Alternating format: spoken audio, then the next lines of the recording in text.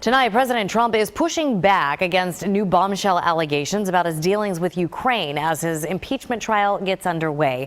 Senators took the oath to deliver impartial justice.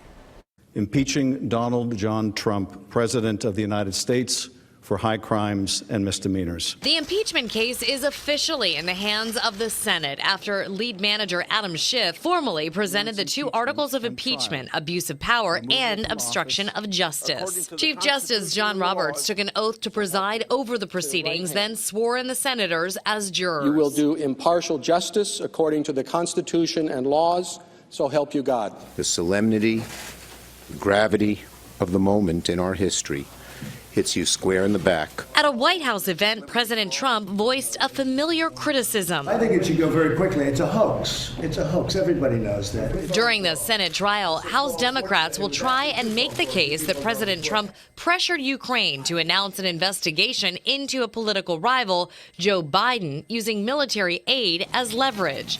The president was asked today about Lev Parnas, the indicted former associate of the president's personal attorney, Rudy Giuliani. I don't know him at all. Don't know what he's about.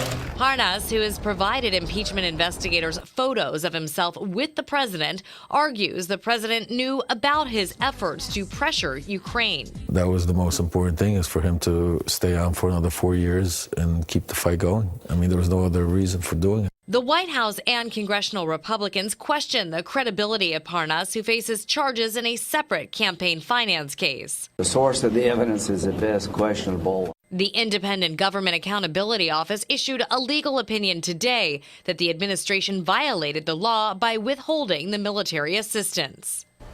Senators are expected to vote on the rules of the trial next week.